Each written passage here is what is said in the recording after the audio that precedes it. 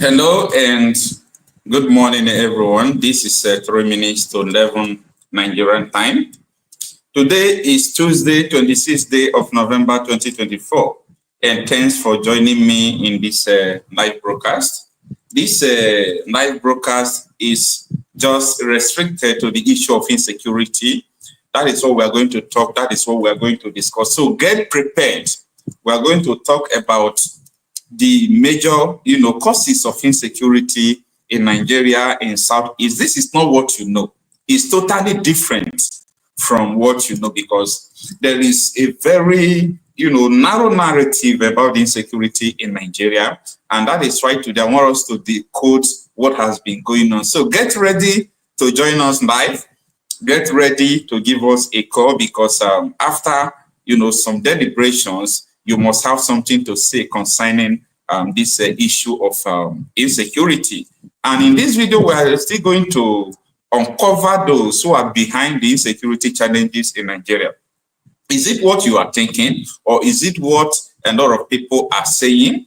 Don't forget that these insecurity challenges is now holistic in Nigeria, from the north to the south, east to west. And it's not restricted to one region, as people are peddling narrative to be. And if you said that in the north that these people are sponsoring it, who are sponsoring the one in the south, who are sponsoring the one in the east, the one in the west? And it will be a surprising thing for you to know today that it is the same people who are sponsoring insecurity from across Nigeria. So we have a lot to discuss today. Just stay with me, share this broadcast, and get ready for us to go into this discussion.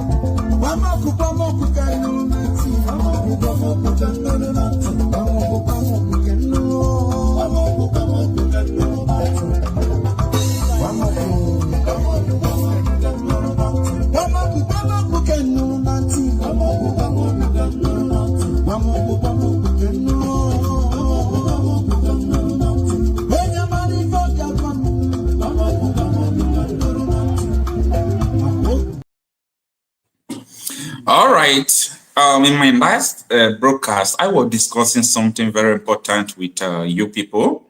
I was saying that there is something people are not talking about, the issue of insecurity in Nigeria. There is something people are not saying, because I find it difficult to believe what I have not researched about. That is something about me. I find it difficult to believe what I did not research about. A lot of people might be saying what they are saying, talking about the issue of insecurity that they hear from people, but it will be very difficult for me to believe what I hear from people without me doing my proper investigation. Now, let us start from the insecurity in the South. Do you know that the insecurity in the Southeast, for example, is more or less a propaganda? I'm going to tell you why I said it's more or less a propaganda, right? The reason why I say it is a propaganda is because, like in Delta State, especially in my federal constituency, let me narrow it down to my village where I came from. Do you know that the insecurity situation in my state is even greater than the insecurity in all the Southeast states that everywhere, every day is on the news? That is a question I want you to put in your mind. You will give me an answer when we open our line. Do you know that insecurity in all these villages in Delta State, in Bayelsa State, in all these close regions, do you know that the insecurity challenges in this region supersede the insecurity challenges you are seeing in the Southeast? Now, in the Southeast today, people are still going to farm, right?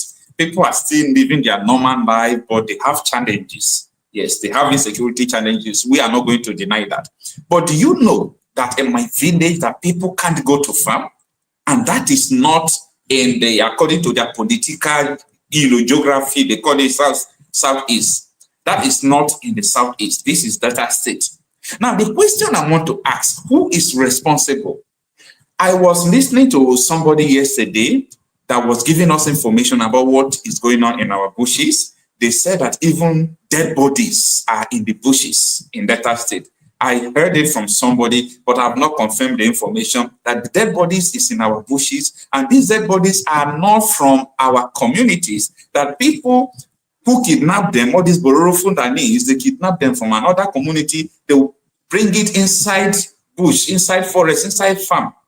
And if they are unable to control what is it called ransom, they will, buy their life. So this thing has been going on and on. The reason why I'm trying to ask you people this question, my state is not called Southeast, according to them. My state is not called Southeast. If my state is in the Southeast, do you know that they will say that it is people who are agitating for Biafra? Do you know that they will say so? Do you know that if Benue State is in the Southeast, they will say that people who are agitating for Biafra, that they are the one causing insecurity in Benue State? Do you know that if this Plateau State is in the Southeast, they will tell you it's because of Biafra agitation? But I disagree. I totally disagree, because all these states that don't have people who are agitating for Biafra, they have more insecurity. So how do you want me to believe that the sole cause of the insecurity in the South is just people who are agitating? How can I believe that where states who don't have Biafra agitators, like people who are challenging the status quo, challenging the security agencies, challenging the government, the states that they are not operating, they have more security challenges than this Southeast state? There is something they are not telling you. There is something you don't know. And the truth is this: insecurity in Nigeria is orchestrated by people who are in power. Time without number, we have said so. So let someone don't come out to tell me that, insecurity in Southeast, the causes is just the Biafra agitators or Biafra agitation is the cause of insecurity. Keep quiet. The insecurity in the Southeast is exaggeration. My people are no longer going to farm. People who are agitating for Biafrans, they are not in my state. All those ESN, they are not in my state. So who are the people killing people in the bush, dumping dead bodies in the bush, kidnapping people every day, killing people every day? The other day, vigilante, they were able to apprehend some people. They were Bororo Fundanese. So if these people are operating in the Southeast, they will say, oh, look at what these people, Biafra agitators, have done in the bush. Look at how they have killed their people in the bush. It is not possible for me to believe every narrative that I just listened to.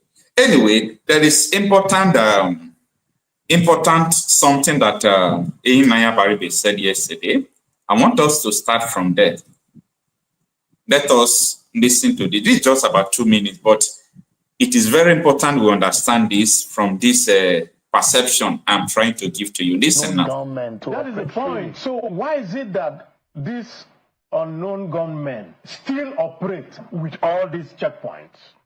You ask yourself that question. There seems to be a bigger picture about the perception of the Saudis, and I'll get to some of the liberalness that a lot of people perceive does not exist in the region. First and foremost, do you think that if Peter Obi had won the election, 2023 presidential election, he had become president? Now, I have taken the points I want to explain to you. The other part of the video is when he was saying that if Peter Obi had won the election, Nigeria would have been better. That is a part. Now, let me say something. You listen to him, right? He said that every checking point, almost 5, is it meter or kilometer? I don't know, or 500 meters, you will see checkpoint of Nigerian police or Nigerian soldier. The Abaribe is asking a very important question that I asked last month. How can there be all these Nigerian security checkpoints in the Southeast, and almost every meter you say that they are unknown governments who are operating? So are you talking to dumps, or you don't understand what Abaribe said? Listen to him again. That is the point. So why is it that these unknown gunmen still operate with all these checkpoints? You ask yourself that question. There seems to be a bigger picture about the perception of the Saudis, and how is it possible that every checkpoints, every 500 meters, there are checkpoints, and these unknown gunmen still operate? How is it possible? It is a question that Shehu was unable to answer. And that is a question all of you are shying away from. That is a question all of you don't want to answer. Why is it that in the southeast, this southeast, why is it that every meter, every now and then you see military checkpoints, soldiers, police, and all these unknown government are still operating? I think I need the answer from you. For those who don't understand the insecurity system in Nigeria, because it has become a system, it has come to stay. Why is it that every meter, 500 meter, according to Abaribe, you have security agencies, the military, the soldiers, but all these people are still operating? It's a very important question, because now and then I am trying to establish something to you, but you people are failing to understand the fact that insecurity in Nigeria is a business. It's a business. Most politicians, that is what they do. Time without number, police have unraveled the truth. The former heads of military intelligence agencies and so on and so forth, they have told us. Governors have told us that their fellow governors sponsor all these things. I am coming to that, because now, for you to understand and confirm what Abaribe said, that why is it that we have insecurity everywhere? Why there are military checkpoints everywhere? And that is why I'm still asking you, why do we still have insecurity in Delta State more than Southeast, where we don't have, the Biafra Liberation Army, IPOBs, what is it called, ESNs, because they said they are the one doing it, right? They said they are the one doing it. Why do we still have more insecurity in Delta State? Killings in the bush, where these people are not operating. I want someone to answer the question. Why do we still have all these things where these people are not operating? Because you cannot fool everyone. You can't fool everyone. In Edo State, it has started. In Benue State, it is happening. In Delta State, it is happening. Go to a part of some local government in River State, it is happening. And you tell me that, oh, it is people who are agitating for Biafra in Benue, in Plateau, in Delta State? No, now. No, we should be able to tell ourselves the truth. We should be able to reason with logic. With logic. I know that time without number, people who are agitating, they will come out to say so many things like, we are going to match them fire to fire, this one to this one. Don't believe so many things you see on social media. Don't believe it. Take your time to do your own research and ask necessary questions. Nigerians don't like asking questions. Everything that is happening, we just have to believe it. We think about believing everything. Oh, this person says so, it is like this. No, it is not like that. We have freedom of information. People can say whatever they like. But I'm trying to let you know that you must be able to ask questions, do research, and understand. The insecurity in the Southeast is not up to 10% of insecurity in Delta State. And when I'm saying this, people who are living maybe inside Asaba, inside Warri, they might say, no, it's not true. If you have mind, even though you are a soldier, you are a police, come, follow me, let's go to farm in my village. You can't, even though you are a military man, for you to understand the level of insecurity I'm talking about. You can't dare it. Soldiers can't go to our bush. They will kill all of them. These people are not Biafra agitators. They are not in Delta State. So who are the people causing this insecurity? Who are the people? Ask yourself questions. We should start reasoning. Who are the people? You know why I'm saying this? I could remember the Ohaneze Igbo before this late President Iwayan died. The Ohaneze Igbo gave a speech when Nnamdi Kanu was adopted from Kenya. They said, thank God, the insecurity challenges in the Southeast are about to come to an end because Nnamdi Kanu has been arrested. Wow. Everybody was jubilating. But through his detention, the insecurity increased. And they were saying, it is Nnamdi Kanu's boys. It is time for us to start thinking twice now. It is time for us to start thinking twice. The insecurity challenges in Nigeria is far, far, far, far, far beyond what you think. I want you to stay with me For you to understand more about this contest, I'm going to show you one video from Kemi's talk. A lot of you know the lady. She's a journalist. She lives in UK. She exposed a lot of things. And those people who are causing insecurity in the Southeast, how they plotted people in the Southeast to be killing people. I want you to take your time and listen to her. Don't go away. I will come back and continue from where I stopped. Because today, there are some things I want you to do by yourself. There are some informations I want you to understand by yourself. Because after this video, I want you to go and do research and ask questions by yourself and understand what is going on. Take a listen. Nigerian journalist Dr. Kemi Lawrence for Kemi Talks Media. It's Saturday, November 23rd, 2024. Let's talk about what's going on in Southeast Nigeria. I'm going to make it clear as much as possible for everybody to understand what's going on in this video and for you to make it viral and spread it all across the internet to Nigerians. Nigerians abroad are very, very important as well. There has been a wave of buying all over Southeast Nigeria. People are being buyed left, right, and center. 4 years ago, I told you about some plans and orchestrated methods to buy Southeast Nigerians, specifically the Igbos. And no one believed me. 4 years later, you're now believing me after they wiped out a lot of people in Ebonyi State, Enugu State, and so on and so forth. Yesterday, a farmer was spied on his farm after harvesting yam, cassava, and cocoyam and everything. At the end of the day, if one farmer is spied in America, do you know what's going to happen? 3 farmers spied, several injured. That's the headline of the Nigerian media. And you should know by now that the Nigerian media is owned by politicians and businessmen. There are people who are strategically placed in Igbo land to buy Igbos. Okay, it's a new method of what happened during the Biafran War. The people that orchestrated the Biafran War are still alive. And they've led Nigeria. General Gowon is alive. General Obasanjo is alive. General Buhari is alive. Everybody in that war, many of the strategic people are alive. And they've led Nigeria again and again. And they're watching this happen. This is the Biafra War again, secretly. But all the killings that have been going on in the metropolitan areas of Igbo land, they stick it to ipob. They stick it to Marcel. They stick it to ESN. They stick it to all the Nnamdi Kanu groups.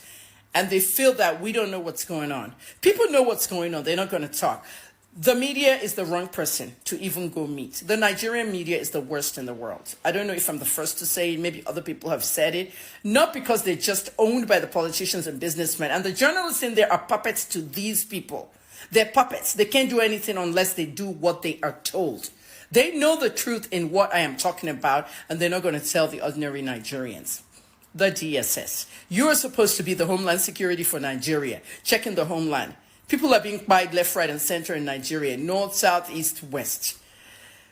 The defense headquarters. Always shouting on Twitter.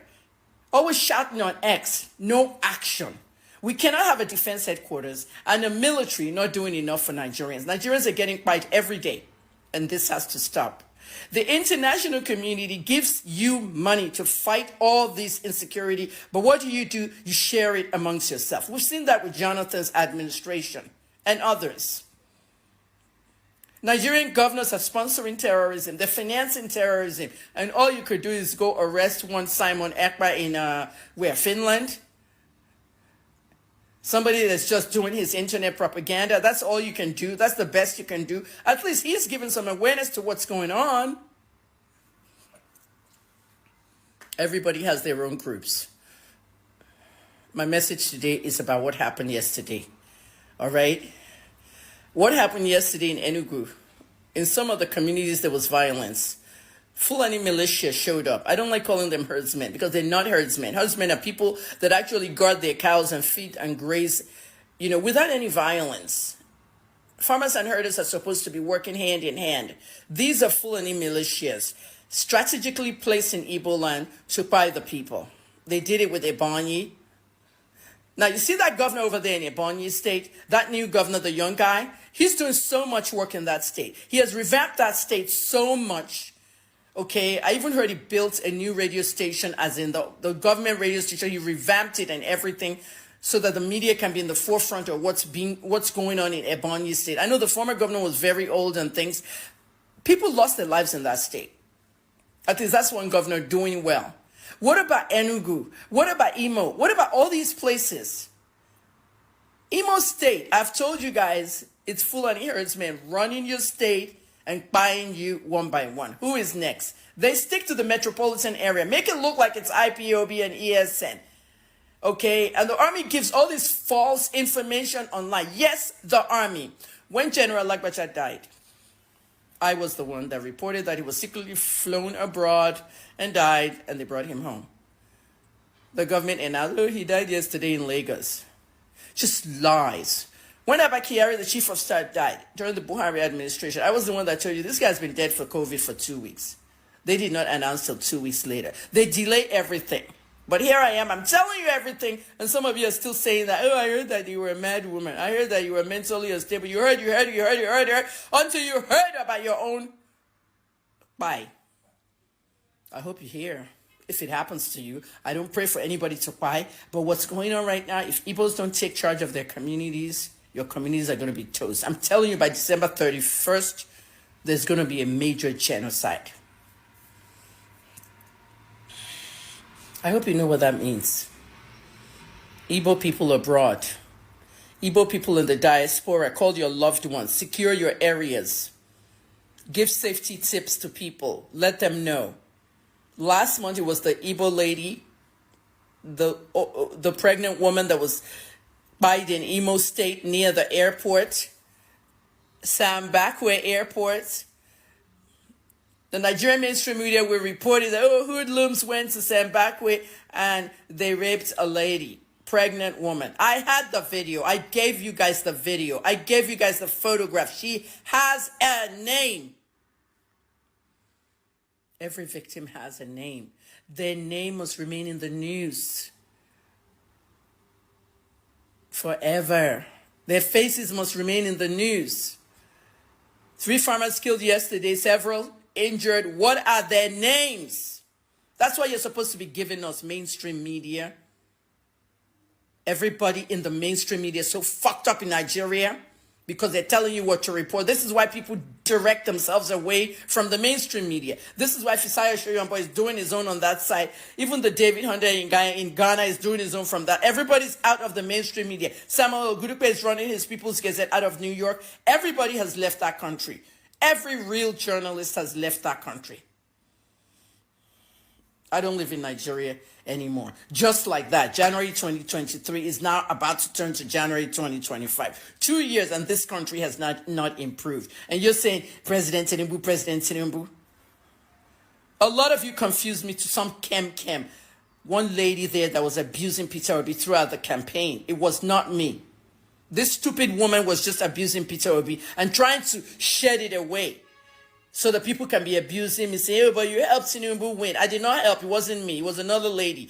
Her handle is Kem Patriot. And she now says that I'm directing people to come and insult her. All the posts she made against Peter Obi, it's out there. That wasn't me.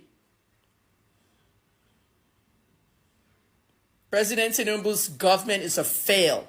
He's allowing Nigerians to die. He's allowing Nigerians to be buyed. And it should not be happening.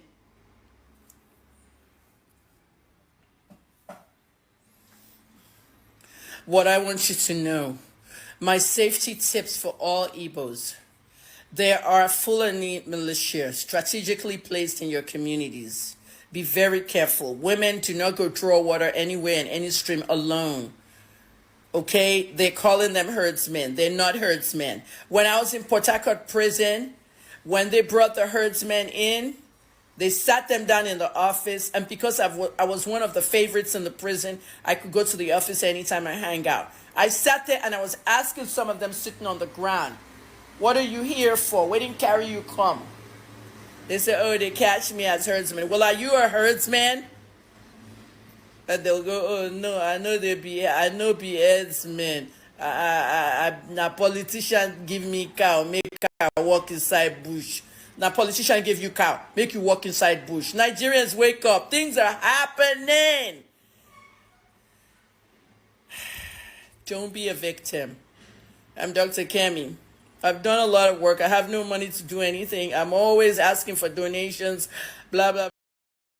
All right. Ezine Odomoke, you have to unmute yourself because I'm going to ask you questions. Thanks everyone for joining us this afternoon. You see what this lady is saying is absolutely correct, absolutely true. And this is what I have been trying to...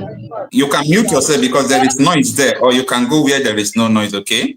This is what I've been trying to let a lot of people to understand about the insecurity challenges in Nigeria. It is very easy for people to just come out and begin to talk what they don't know. If I tell you what is going on, because even in my own village, in this area, people don't do about the issue of Biafra or those things. You can't say it is ESN in the bush. You can't say it is Biafra Liberation Army in the bush. You can't say so. They are not here. So the question I'm asking, who are the people sponsoring people who are terrorizing Delta State communities? What about Benue? What about Plateau? These are the things you people don't know and you don't want to know. Because everything was tagged on Nnamdi Kanu, that is the one causing insecurity in the southeast, and so on and so forth. The man has been in detention. They are telling you another story. And they will continue to tell you story until they wipe you out. They will continue to tell you all these stories. You see, I don't know where the woman got her information. She said there are some Fulani militia strategically positions in your villages. And I can confirm it to you that these people are still in my village terrorizing. In our neighboring village, the other day, people went to do wedding. The bride and the groom, they were coming back from wedding in my village along Uterum Road. People from my area will understand where I'm talking about. They were shot dead by this Fulani militia because they said they wanted to kidnap them. Maybe the driver did not stop. They shot them dead. Their life was cut short. And someone will come out to tell me that it is what is it called? All these Biafra agitators. It can't happen. It can't happen. So my brother is in. If your place is less noisy, I think you can unmute yourself because I'm going to ask you, some questions.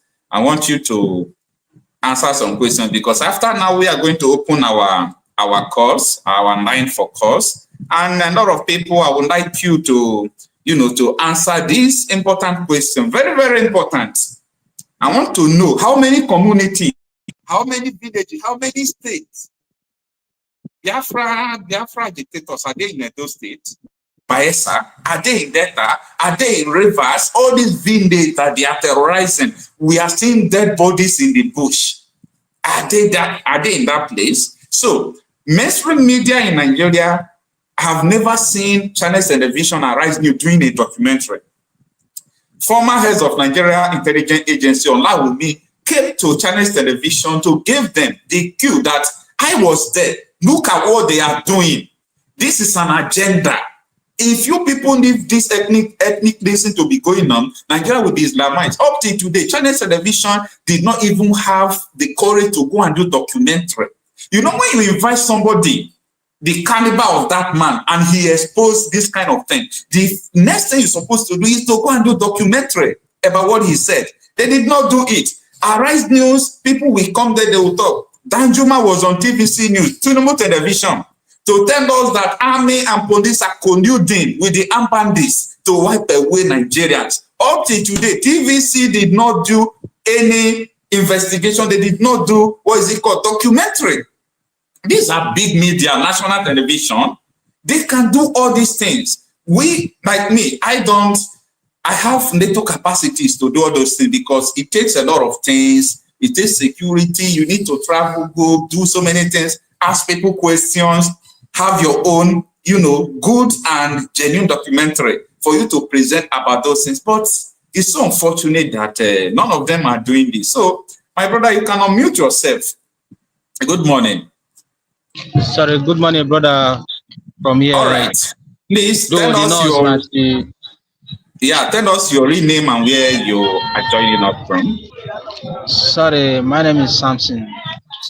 All right. The name I use here because of the from Biafra land to be said, but Okay. I based in Lagos. What? Because we Okay, are you no based in more, Lagos. we are Are no, you in Lagos now? yeah, I want to know where you are exactly, joining from. Okay. Lagos now. All You right. can, I am asking questions. I want to know, like, yes, sir. right there in your village, right there in your community, I want to know the level of insecurity there and what you think is the causes of the insecurity. My brother, to be sincere with you, if any man tells me or tells you that insecurity is caused by Biafra agitators, that is completely lie with so many reasons. Is it totally 2021, lie, or maybe you could say that maybe there are some is challenges of insecurity from Biafra agitators, but the majorly is from another side? completely lie. From if you say the insecurity is caused from them, it's completely lie. I'm part of the government. Say, I should tell you the truth. So I know what is truth and what is not truth. No, all of them know the truth that the insecurity is not from them, or they Okay. always say it. So let me give you an example. 2021 February, February, Okay. um, from that Benue, because I from Ebonyi State, we live below beside Benue side. We have a boundary with Benue State. Okay. So Okay. all these Fulani people, they carry cow inside. The cow can't chop. Let me put the English like that. The cow can't chop their cassava, enter their farms and spoil many Farms. things. Okay. So when Okay. they try to correct them that this is not good, although because they already have power or overpower them, so they raise their weapon against them. They pursue them. One cow. So as the thing start happening, one cow run away. So they later kill the cow. That one cow Okay. they killed, they came back in the thing happened this, let me say, this evening. They came back the second day in the morning, earlier morning, like 4 or 5 o'clock in the morning, Okay. to that community. They killed 54 people. In fact, this is massacre, not even killing. It's a massacre, a whole community. So, and they are same people, police and what they call police and army in uniform. They did it so with so many evidence. In fact, everywhere from my community, I'm telling you from my village, and it's happening for real. So it's not something that you they even as you there's one question you ask about that sister Kemi, that you don't know where he always find his her information. She's a journalist. She's a journalist and a professional one as that. So he deeply is like what this man said this morning, yesterday, black man, Oh. dark, very dark man. Okay. That somebody that some people are accusing the Davido for saying that Nigeria is a collapsed country, that Nigeria doesn't. So what he said, he narrated everything, because before he says something, you must investigate, you must check something out before you say Exactly. something. So you cannot Exactly. come inside and jump in and say because he has people are saying that this one happened like this. He's the one that's sending people to kill somebody. He's the one that's sending people to do this and that. You join them and say it because of you already hate the person from day one. So it's not from them, brother. The insecurity is not from Biafra agitators. They just All right. enforce it on them. Then you now, you are no longer in your village and you are seeing so many things that is going on in your village. What do you think that is the solution to stopping all these militias? What do you think that is the solution? You the can unmute solution yourself. is Yeah. the solution is that let us sorry for that because I'm using my phone. The solution All is right. that let everybody, as we have standard on it, that let everybody be on his own and let it know if or the first place let them reduce Nnamdi Kanu if the thing will stand or not. That's the first place. Okay. Then If it is this, some people are saying, how can they release Nnamdi Kanu when they don't want the insecurity to stop? Because they know that maybe if they release him, he will be able to bring, everything to calm. How can they release him when they don't want the insecurity to stop? What do you have to say about that? that is where the problem is. And if they don't want to release it, as already the government is working now, doing something possible for us to be in our own exactly like this December Okay. 2nd. So we are all going there. What will happen is that let us not look down to what they are saying. Let us do our own part and bring our own country as usual. If the thing still repeats itself in our own country, we then know that we are the one that are causing the insecurity in Nigeria. Then Okay. I don't know if my answer goes where you want. Anyway, that is your own opinion anyway. That is your own opinion, so you are entitled to your opinion. All right, Exactly. I think I have to let you be because you are busy. You understand, Yes, you are exactly. working. So let you go and focus on your business. I'll be on background. Let me unmute myself. Then let me unmute myself. All right. So that is one of our brother, but unfortunately, he is not in his village because I want people who are in their village, to talk to us because we want to understand. Like me, I am telling you that from my village in Delta State, we don't have all these Biafra agitators like that. But the insecurity here is far greater than the insecurity in the Southeast. So who is now the cause? Who is now causing the insecurity? Who is causing the insecurity? So it's so unfortunate that people are yet to understand what is going on. And I think it will not be late before people will understand that what we are having is orchestrated insecurity. Anyway, we are opening our lines, and that is the WhatsApp call only.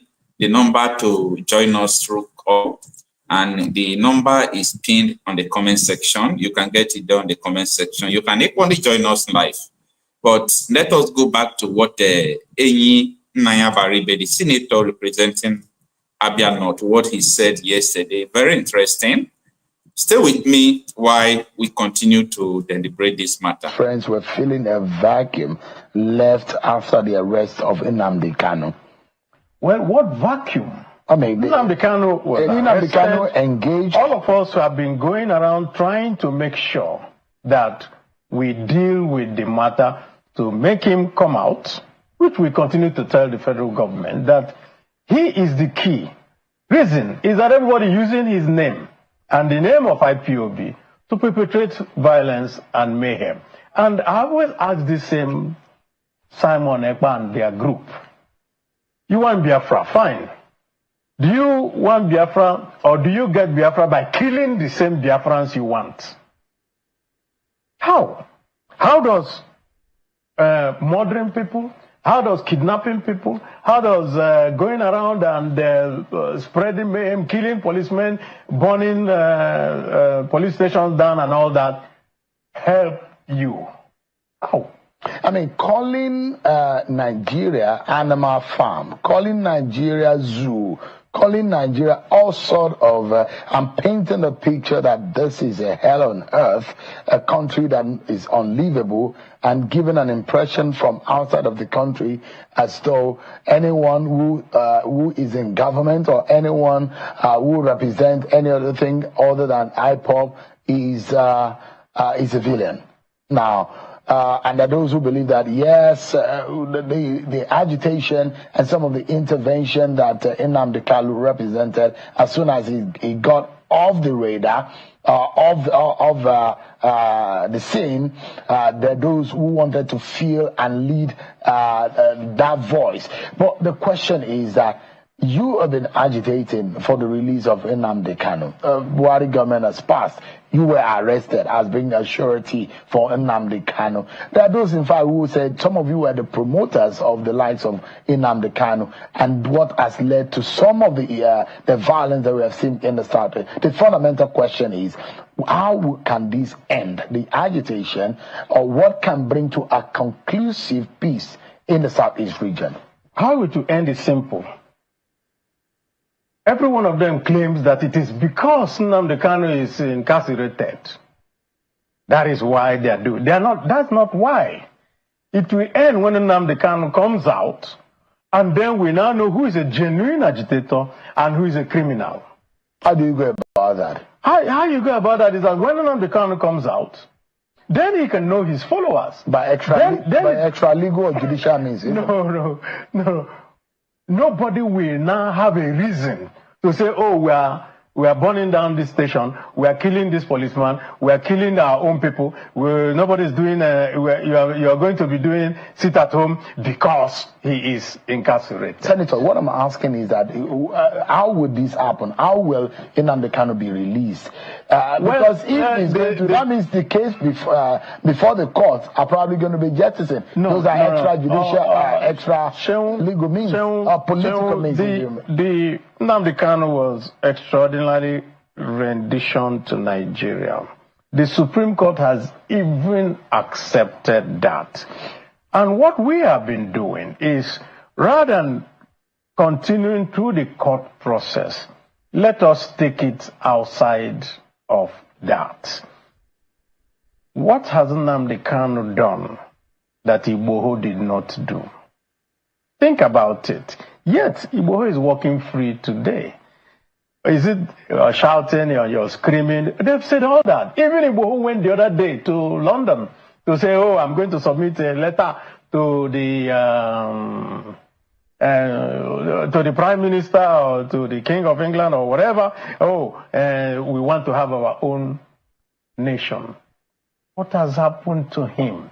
You never had anything from the Nigerian government. So Nnamdi Kanu has been treated unfairly. Is that what you mean? Of course. And this is the issue now. The Southeast, 5 states, 50 ministers.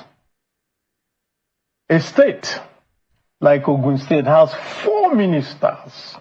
The whole Southeast, just that 5.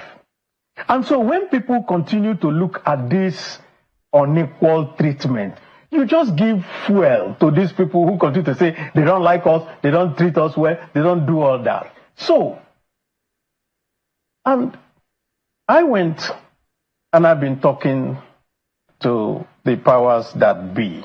And I can also use this opportunity to talk to the powers that be. When President Tinubu became president, one of his first acts was to change the national anthem. In the national anthem, there is a line that says that we want to build a nation where no man is oppressed. So if you're from the Southeast and you see that you're just being given, okay, the Constitution says you must get one, and then you ask yourself, am I being oppressed or not? So I think that fairness, equity is the fundamental thing. And for every Igbo, note it, for every Igbo, a true born Igbo, there is something that is innate in us. In Igbo, it is said, Egbe bere, ugo bere, let the kite perch and let the eagle perch. Let no one disturb the other. So we are known for fairness. So the thing, that's not the point. You're talking as though the Southeast has been subdued. No, there is a deliberate policy, whether it is advertent or inadvertent, people do when you come out of a war, when you have all this type of thing, when you want to have inclusiveness, you bend over backwards to make people feel that they are also part of this polity. And I say, and I repeat, you cannot have in your national anthem where you say, where no man is oppressed, and you continue to oppress a group of people. All you do so the South is an oppressed people. I'll tell you one thing, Seun, from Lagos to Ibadan, from Abuja to Kaduna is about 100 and something kilometers. Is that not so? Mm. From Onitsha to Enugu is 120 kilometers. 60 checkpoints. How can you have that? The whole of the Southeast is the most policed area in the world. From Sowore to Aba, which is just barely 36 or 37 kilometers, you will find 30 checkpoints. Every 1 kilometer you have a checkpoint. Isn't it because of the unrest and some How of the can it violence? be because of the unrest? Yeah, they are not unrest everywhere. You have unrest from here. So to Kaduna. Are you saying there is a deliberate I say militarization it's of the very region? deliberate, and we have shouted, we have screamed, we have told the military, look, there's something that is going on in the Southeast today that is the worst that you can ever see. You're coming out in a transport vehicle. Nobody will check the transport vehicle. You come to an army checkpoint, they will just say everybody come out and walk. Whether it's raining, whether the people are sick, whether it is, why do you have to do that? And this is in this country. It doesn't happen anywhere else. So everybody in the Southeast. All right, that is from Abaribe. You see, if Abaribe did not say this, if this has maybe proceeded from me, a lot of people will say, no, it is just Okocha. Okocha is just trying to bring a narrative to attract sympathy to the people of the Southeast. That is not true. Everything Abaribe just said now is absolutely correct. I've been to the Southeast every now and every month. I am in the Southeast. So this is not a story. This is not what he is trying to use to defend himself. How can it be? That is the question. How can it be? Anyway, for those of us who are joining us now, there is a question I want you to answer me when you call. We are opening our line. A lot of people have called before, but because I want you to watch to the end of this video of Abaribe, I was unable to respond to those calls. We are going to open the line now and start responding to calls. But before that, don't forget that you are going to answer this question. And the question is this. If there are checkpoints in the Southeast, everywhere you are passing, there are checkpoints. Why do we still have insecurity in the Southeast? And in Delta State, where I came from, why do we still have insecurity in the villages, dead bodies in the bushes, kidnapping all every now and then? And these people are not Biafra agitators. There is no ESM, there is no Biafra Liberation Army there, and people are dying like this. And the few people they have caught, they are full of names in the bush doing all these things. Then how can you come out to tell me that the Southeast insecurity and why soldiers have besieged the area is because of insecurity? Soldiers, no soldier can enter our bush, our village. All those terrorists, we kill them. So for you people to start understanding, because it is very easy for everybody to come out and say, point fingers, the way they pointed at Nnamdi Kanu that he is the causes of insecurity. The guy is in detention now, but what is going on up to today? What is going on? Everything you saw on the media, they are lies. Lies and propaganda. Nigerian media, I don't know why our national television, they don't do documentary. They don't go to villages. Chinese television cannot go to all these villages that things are happening to ask questions and bring out the truth to the public. As I said before, this former head of Nigeria Intelligence Agency, Obawumi, came to national television and accused Nigeria government of, preparing ground for Islamization of Nigeria. That was a former DSS man. And Everybody keep quiet as if nothing is happening. If I am the owner of Channels Television, I should be able to do a documentary about that. I should be able to do a documentary about that so that the people who are coming in the future, because we don't have history in our schools. We are not studying history. Nothing is going on. Even current affairs, people are no longer interested. This is a deliberate act.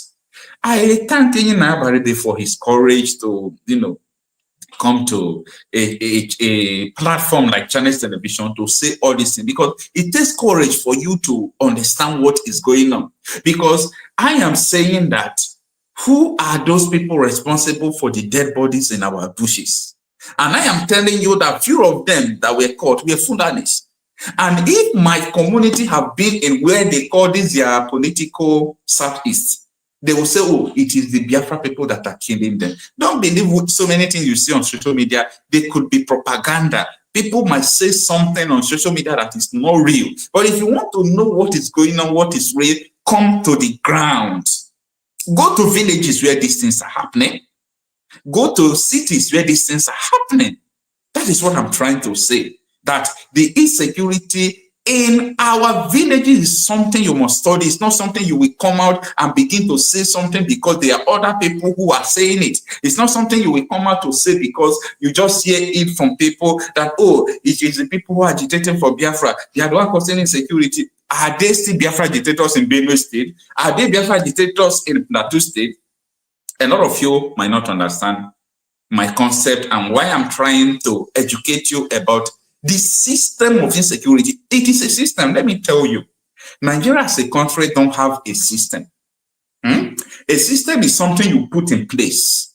It will begin to work gradually. It will begin to work gradually. Nigeria don't have a system as a country, but let me tell you, the insecurity in Nigeria is a system.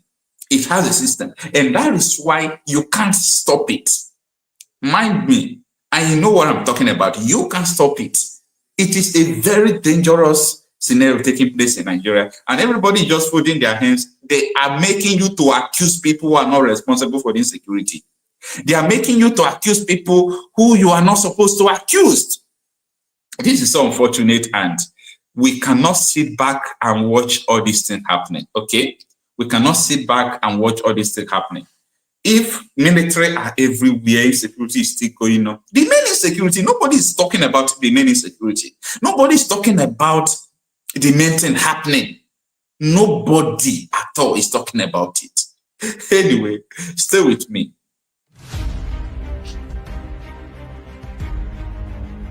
And as Waju called me stepping on too many toes and they might even kill me. This was what he said. And you can confirm that you don't really have a blueprint to tackle insecurity in Nigeria. These are the things we are trying to explain to people, but they won't understand. So they can put like 100 military checkpoints in a community that is not up to 2,000. But at the end, you still have insecurity in that community. So who are you going to accuse of sponsoring the insecurity? If the level of the military presence in the Southeast and people are still having the guts to talk about the insecurity in the Southeast, why can't you ask yourself a question like, come on, are they responsible for the insecurity? Are the military, the policemen, are they responsible for the insecurity? Because you can put every now and then checkpoints. Amidst that checkpoints, you are still seeing killing. And you are calling another people where you put military for them to secure the areas. And another person was asking a question. He said, why is it that every Monday, all these military will obey the sit at home? They will go and, sit in their various homes. There are so many things that are going on that people don't understand. And it will be very difficult for people to understand what is going on. But I have to tell you the truth. I have to tell you the truth. The government are the ones sponsoring insecurity. And there are proofs that they are the ones that are doing this. There are proofs that they are the one doing this. And there is no way we can continue like this to fold our hands and not to tell the truth. People must be able to understand what is going on. We are tired of seeing all these killings in these villages. So what I'm trying to establish today for you is that the people that they are telling you that they are the ones sponsoring insecurity, I can tell you wholeheartedly that they are not, because You have to think generally. Are they the one causing the one in my village in Delta State? All our neighboring villages with dead bodies. Who are the people causing it? We call them, we know them. We know the people who are doing this. And most of these people have confessed that politicians gave them the gun. So it's insane for you to just come out and begin to talk what you don't know.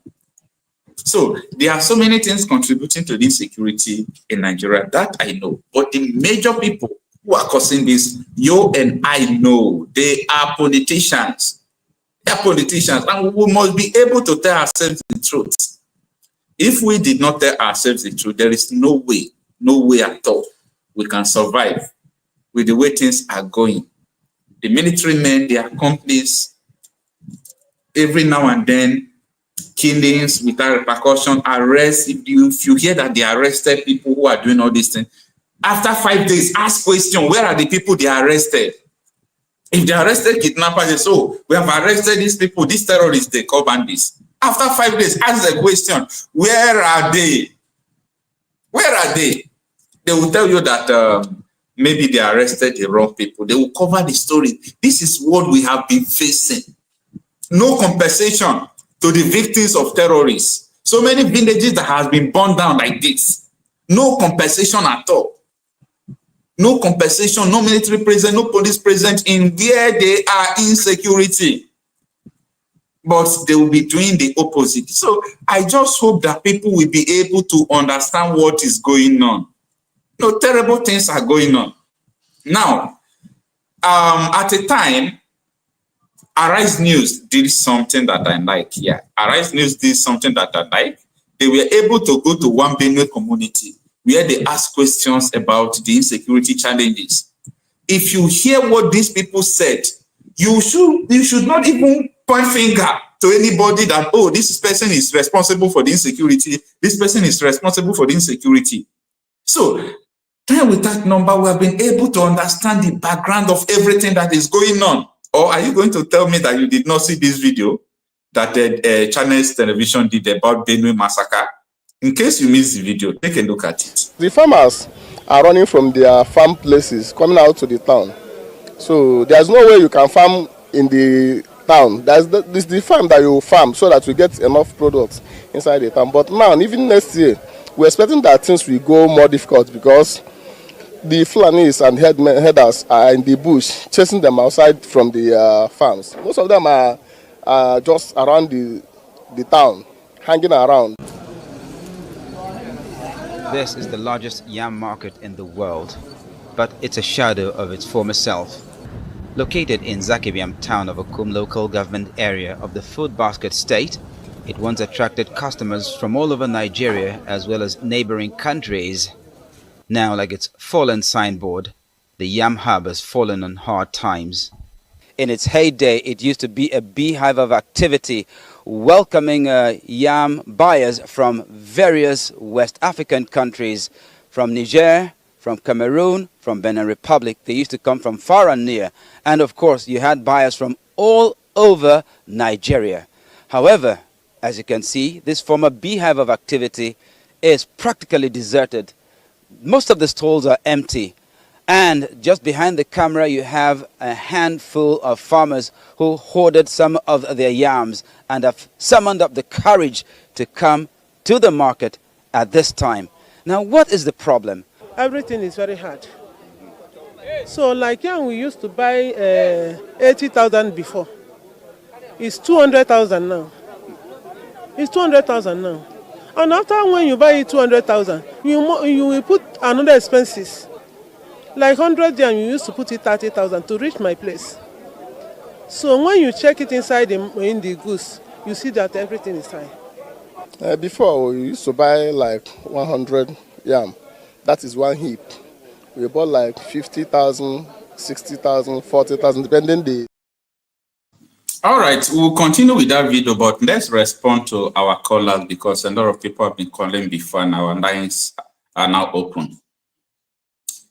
Hello? Okay, we missed that call. All right, you can call in now and let us see what people are thinking about this.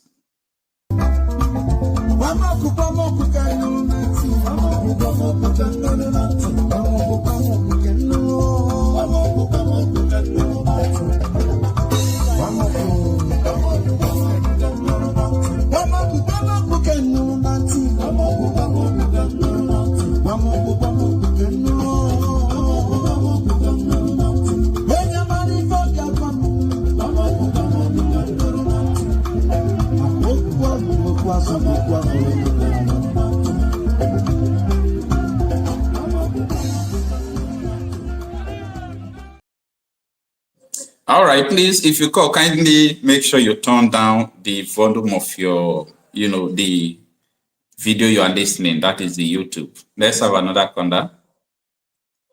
Hello. Hello, Okocha. Yeah. Good afternoon. Hello. I'm fine. Good afternoon. Oh, please tell us your name and where you are calling from, sir. Okay, I'm calling from Italy.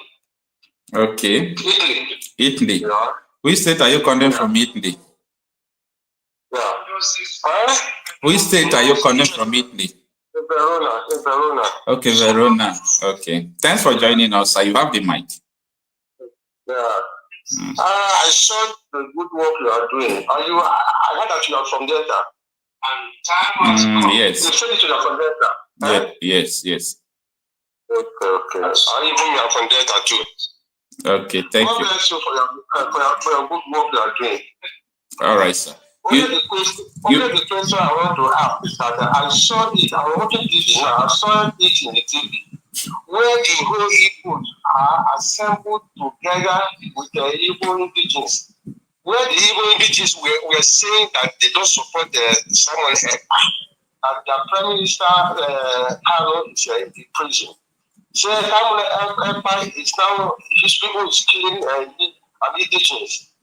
What will happen now? Because I'm watching this thing every time. Even you, I need to watch it every time. The comments people are making, how you are struggling for the welfare of Nigeria and our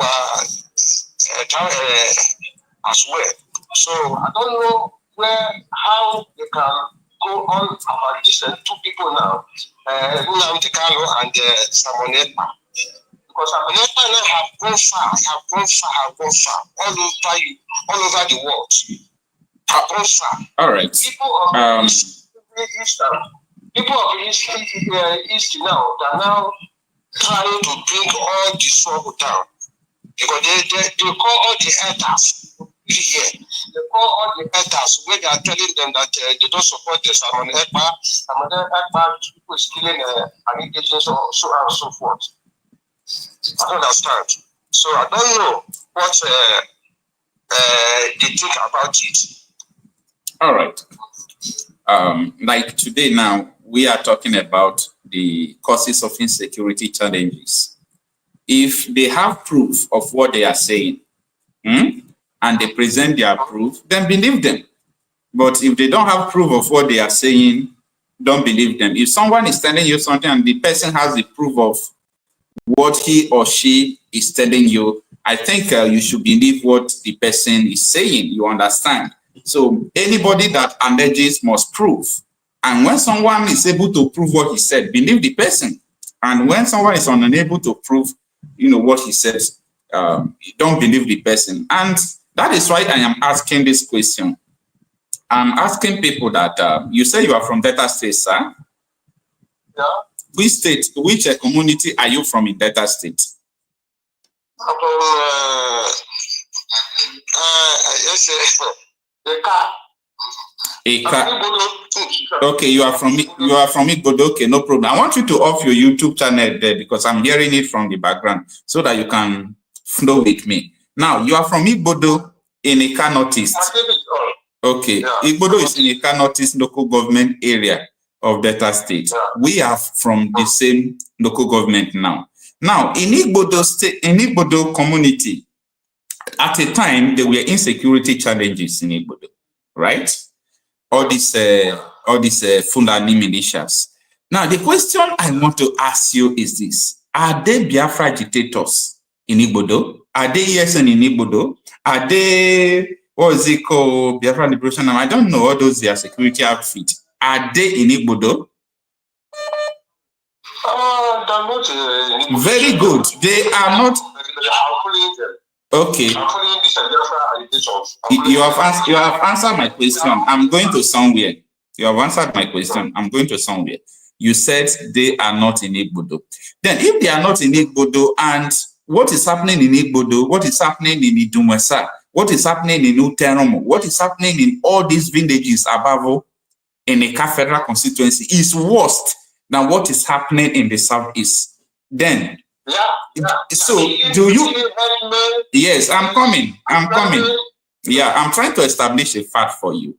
So if what is happening in our federal constituency is worse than what is happening in the southeast, then do you come to believe that it is not what they are just saying, that it is all these Biafra agitators? Because if our side no Biafra agitators like that, and this thing is happening, and the few people we caught, they were Fulani militias. So that question you asked me the first time, I'm trying to use logic to answer you, and I hope you get me right.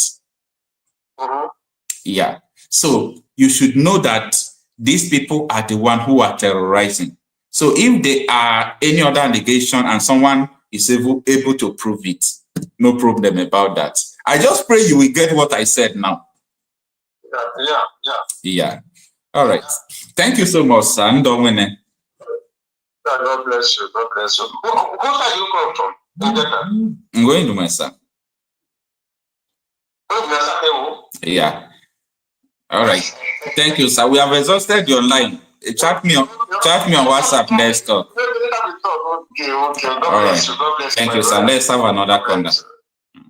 Okay.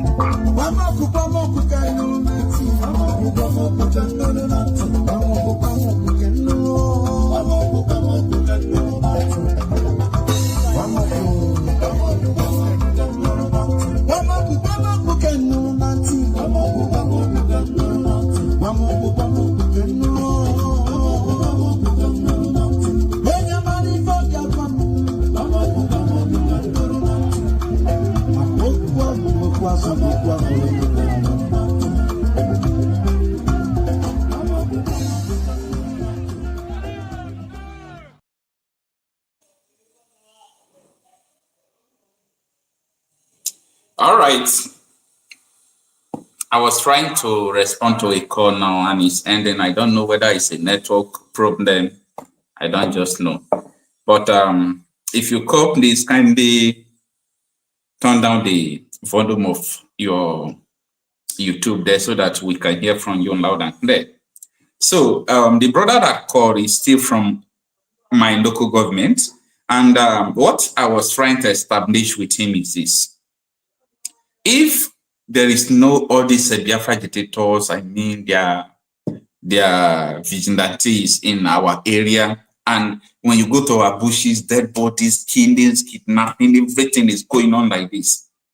I'm asking him, so who is not doing it?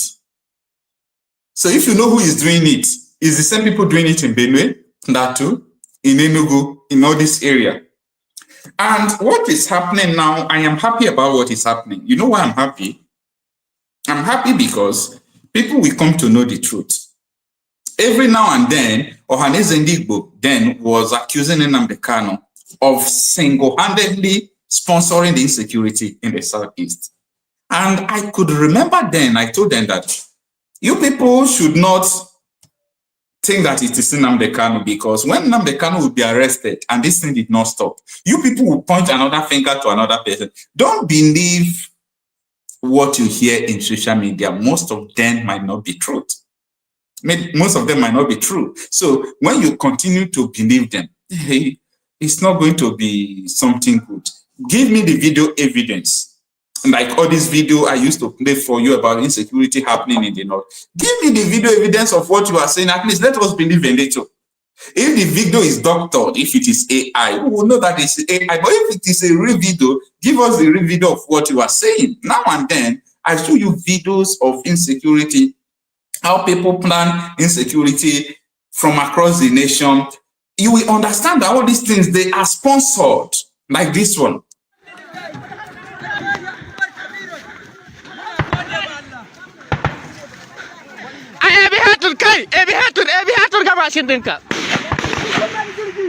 sunana Muhammadu Bello Turji a arewa maso yamma insha Allah muna gode abi hatura toye kin fatin gali abi hatura toye kai ma sabina insha Allah sunana Muhammadu na wannan muna makaraka a yankin kasar Turji mu mata kai abi hatur ga mashin din na abi hatur ga sunana Bello Turji a shi ka tafila guda biyu ga su sojojin Najeriya ku sani Bello Turji na zuwa kanku insha Allah in dai ba ku zo ka zauna lahiya ba muna gaya maku da ku da malamanku kalilatin fatin galibatin ma sabirina insha Allah muna tare da Allah muna tare. All right. When I first posted this, there was an Hausa man on live that day that explained all these things to us. The man explained what they were saying to us. That is the day they were capturing Nigeria armored personnel carrier.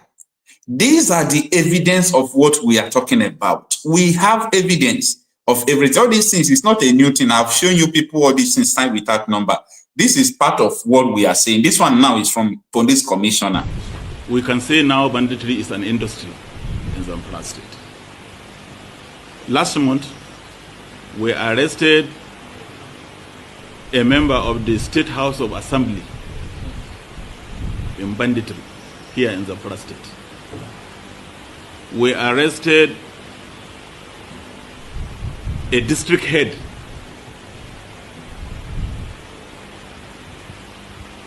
We also as well arrested a former local government chairman. So you can see that involvement of this class of people in banditry is more making the situation to become more and more complex.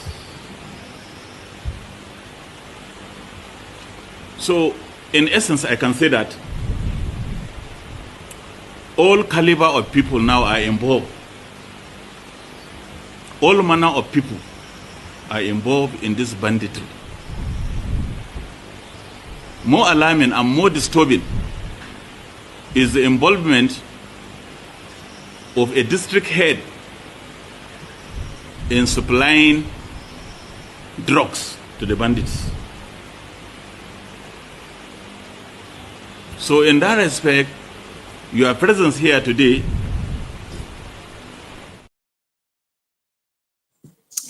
all right, that was part of the things that I'm saying, that this insecurity is just orchestrated by politicians, and later they'll be pointing hands on other people. Anyway, let us welcome our brother Awimbu, whether I pronounce the name well. But before we ask you some questions, sir, let us have this last call before we turn there. And for people who are coming to live stage, please, if you don't show your video, we won't bring you here. Show your video so that we will know who is joining us. Let's have this caller. Hello.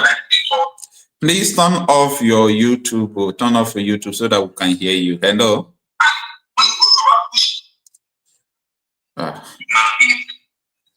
The person is not turning off his YouTube. Please turn off your YouTube so that we can hear from you.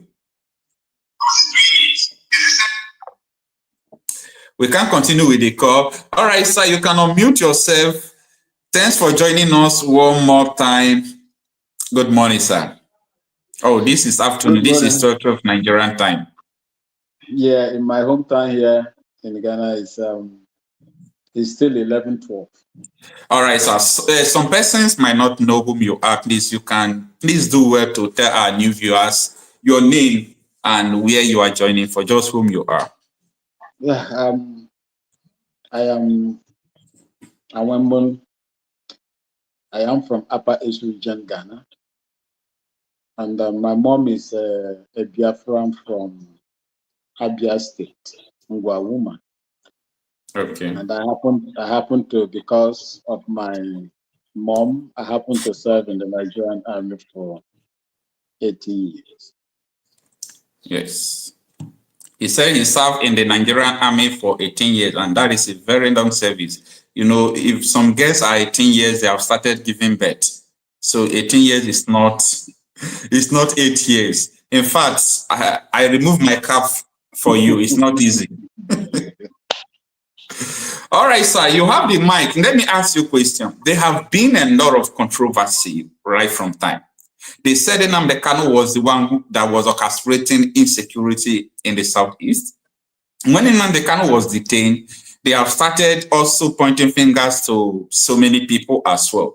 But the question I am trying to ask, and that is what I want you, sir, to establish, you know, a concept from this as an experienced military officer who have served Nigeria for good 18 years. In my own community in Ekanotis down there, so many communities are under siege of the terrorists, they call bandits.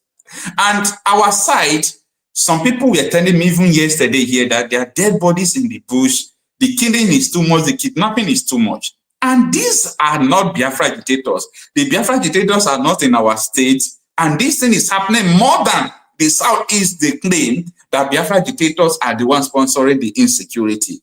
I am saying that if there is no ESN, all these people in our state, and we are experiencing the worst, how can we believe that it is Biafra agitators who are sponsoring this? You have the mic, sir.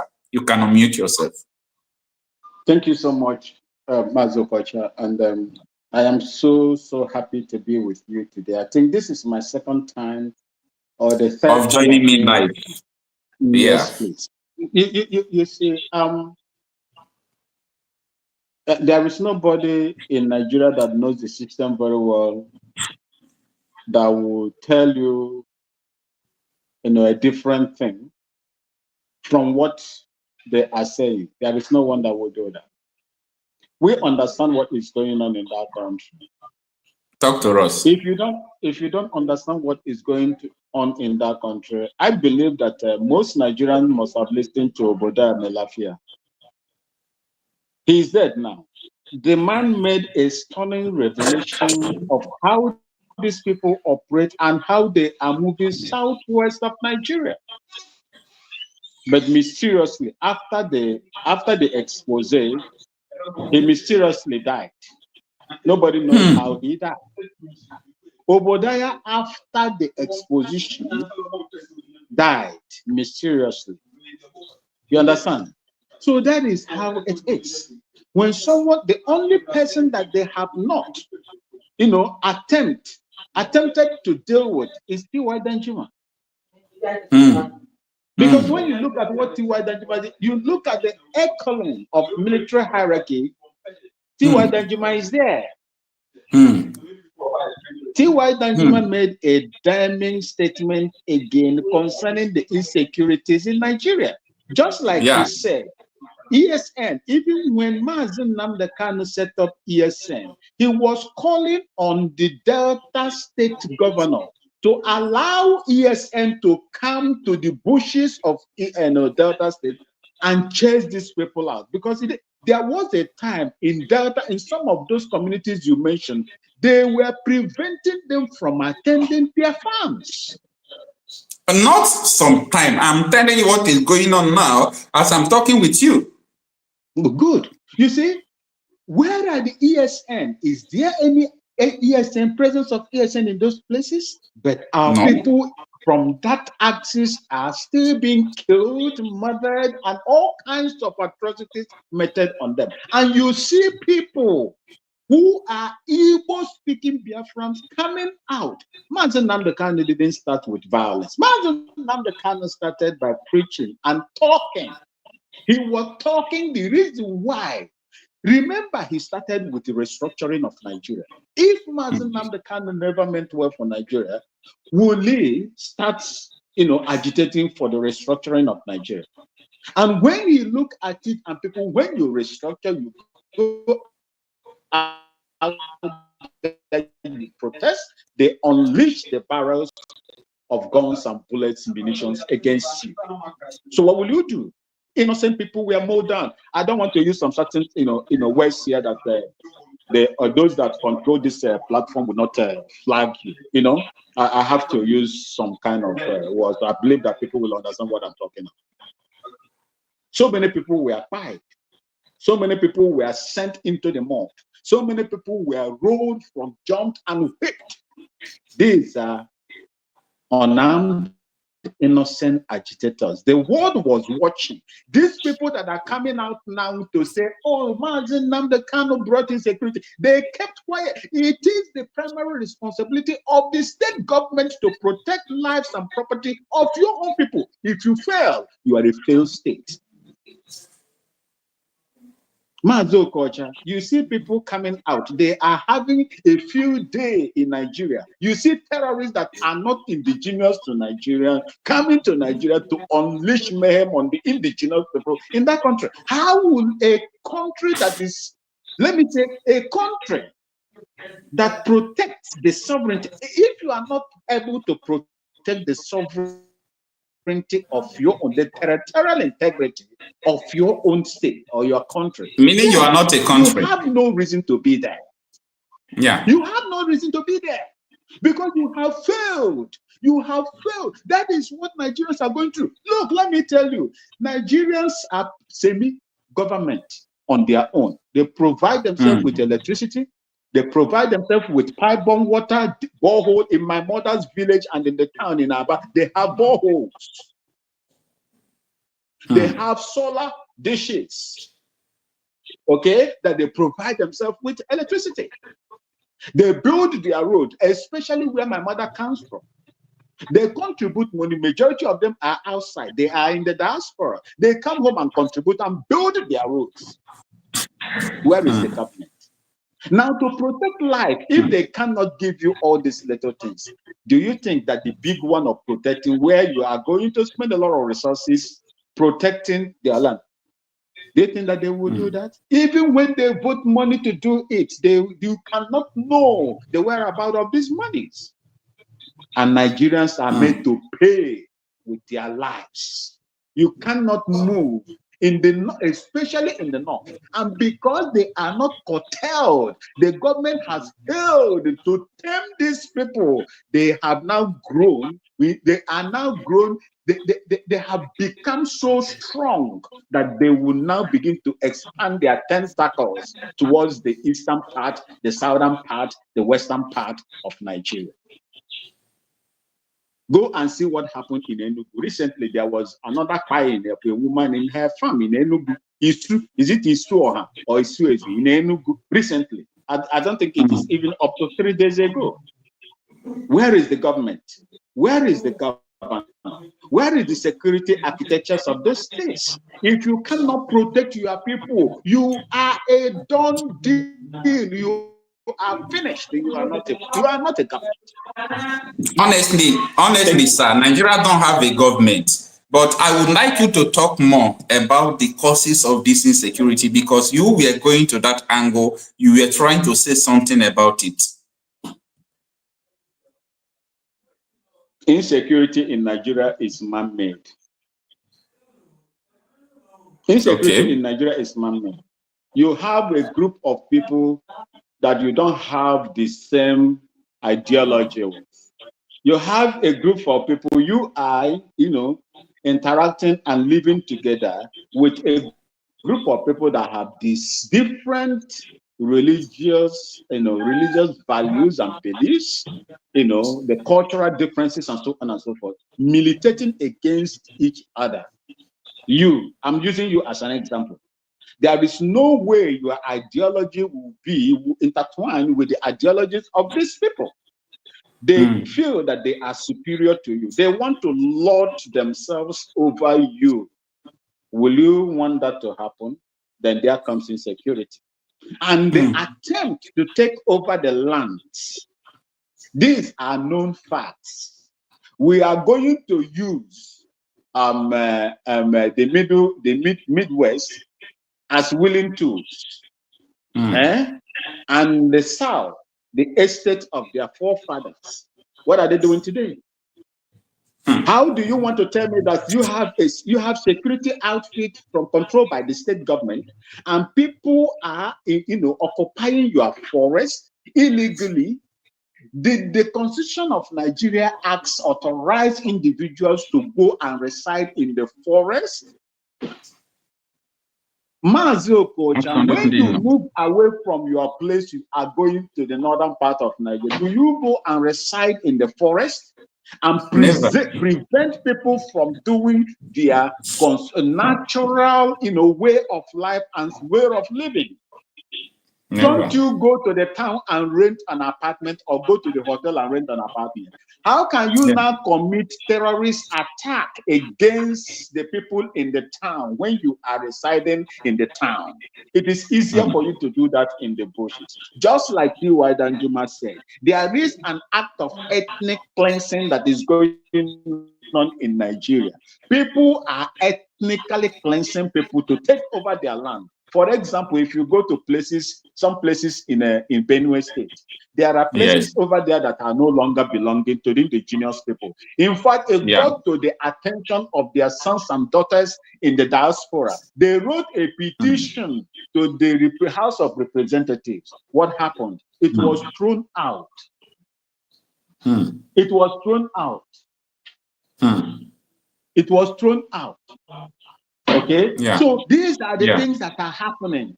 They are encouraging them to come into your land and force you to leave, impose, attack, and send you into IDPs where they take over your land. It is land grabbing. It is land grabbing. This is what is going. Let me tell you. In so many places around Africa, people have animals, cows. I have never seen where people are roaming with cattle on the street. But in Nigeria, you permitted that to happen, and they use these cattle and enter into your farms. The farms you took loan to cultivate. They took it over. They graze on it. And when you come out to confront them, they will unleash mayhem on you. Hey, my brother. So these are the things, that is a way of instilling fear in you. They will use these processes to instill fear in you so that you will run away. But when you pick up the same, maximum, the same strength and the same, energy to challenge them, then they will now send the military to come and defend them. Didn't you see in Ogun State or Ondo State when the military were escorting them with their cows and everything? Didn't you see that video either in Ogun State or Ondo State? These are things that are happening. These people are well protected, and the point is that they want to take over your land. They have tried in subtle means. Ruga, it didn't work. Livestock economy or colony, it didn't work. Water resource bill, it did not work. Now they have now used this man to pass a livestock what bill. It is now constitutional in your home, in your country. Federal government facilitating individual private business. I have never seen that in the world before, apart from Nigeria. All right, sir, officer. From your own personal experience, do you think that this insecurity going on is caused by Biafra agitators in the southeast? Because I listened to one journalist from UK, a Nigerian descent, when she was saying that people in government strategically place killers in the southeast to, to scatter the area, to carry out ethnic cleansing, to make sure they reduce people who are agitating, to make sure they reduce the power and influence of the people of the southeast. I don't really know what to think about that. When you are fighting a very horrific system, in Nigeria, you are in for a very big mess. They will deploy everything within their arsenal, within their, disposal to destroy whatever they feel that is kicking against the authority, the so-called authority of that country. That is what you see. So when you look at Marcel Nnamdi Kanu issue, Marcel Nnamdi Kanu, like I said before, did not start as a terrorist. He was agitating for the restructuring of Nigeria, which failed. If you listen to Shetima, the current vice president today, he disagreed in the restructuring of Nigeria. He disagreed. Today he is the vice president. 2014 confab was a very good document that was set up there by then Goodluck Jonathan in order to reduce this insecurity and people moving from one place to another using their own private businesses against other people. That could have solved it, but it failed. Now, coming to what that man is telling you, I don't see Biafran agitators, Oduduwa agitators as the problem of Nigeria. They are reacting based on what is meted out on them. Remember, self-defense is not a criminal thing in Nigeria. It is only in Nigeria that self-defense is criminalized. While I was growing up, my stepdad was a retired colonel as well in the same Nigerian army. He had his weapons with him. That is what they call first line of defense. There are villagers in those days that were able to have 10 guns, single barrel guns, double barrel guns, pump actions to defend their homes against and for hunting of games. These are categorized as first line of defense. What you can use to defend yourself in case anything happens to you.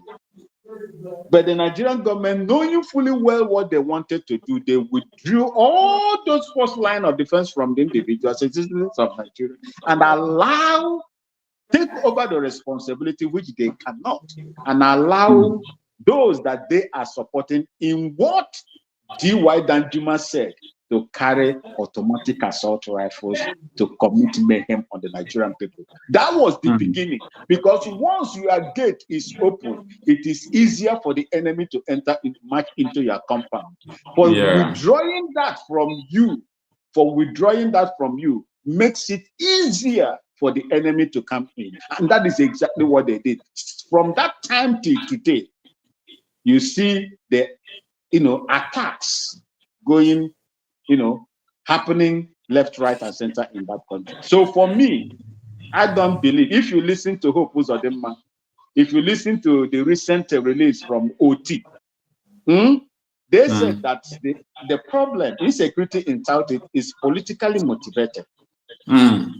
The reason why the Biafran agitators under Mazi Simon, the reason why you saw Mazi Simon never came out is because of the illegal detention of Mazi Nnamdi Kanu. Let me ask you one thing. If the court had said, even there is a court in Enugu that has proscribed the IPOB as a terrorist organization, that ruling is there. It has not been stayed. There is no stay of execution on that ruling from that high court in Enugu. But you see people today on social media, in their private places, still calling them terrorists. You see people in Nigeria still calling them terrorists. Some people who did what they did. Release Marcel Nnamdi Kanu today and see if most of this thing that you are seeing will happen. Marcel Simon Ekpa, according to him, he said, once you release him, then he will come out and determine what is going to happen. Why are you keeping him? When your court of appeal has quashed all the charges against him, within that a day, to tell you how wicked Nigeria is, this thing cannot happen in St. Clans. It cannot happen in St. And Nigerian people have supported it. And that is why it has grown a very serious taproot that cannot be, removed. Within one day, this court of appeal judges made their ruling. They changed them overnight in Nigeria. They changed them overnight, constituted another court of appeal judges that had made a pronouncement of state of execution. Where in the world would that happen? Even most of you that live in foreign lands, in developed countries, where in the world would this happen? if not in Nigeria? A country that cannot even protect their citizens. You want me to call that country a country? You can, even as we speak now, there are so many places. National grid, some part of national grid is out. Nigerians live in darkness. You cannot protect life. You can't even feed them.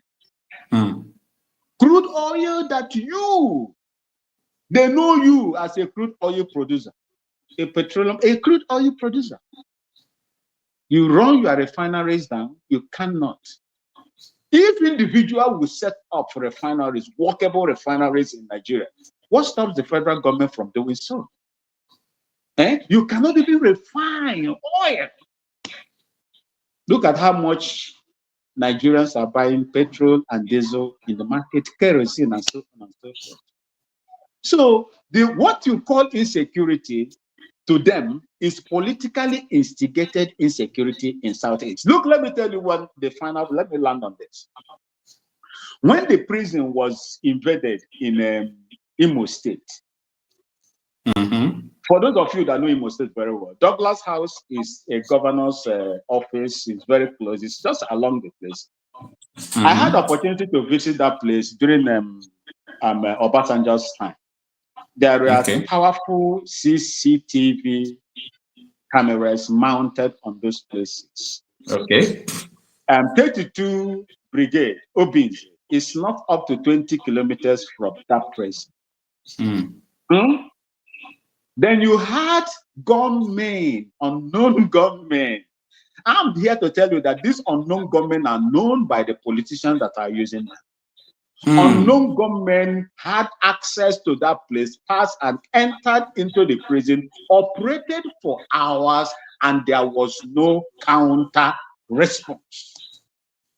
And you want me to believe that it is ESN or Biafran Republic government in exile? You are joking. Anybody that believes that, tell them to play. Tell them to pull out the CCTV on that Douglas House and let's see the people, if you can. Why are they hiding it? I've been calling for, why are they hiding it? Why can't they play it for people to see? Because that CCTV must be functional and on that day when these people march across that place to go and invade the prison. So anybody that tells you that insecurity in Southeast is caused by the agitators, that person is a liar. Maybe I will tell you from where I am coming from. There are individuals, interest groups that can use, this insecurity in Southeast to commit kidnapping, commit mayhem, commit all kinds, even armed robbery cases. It can happen.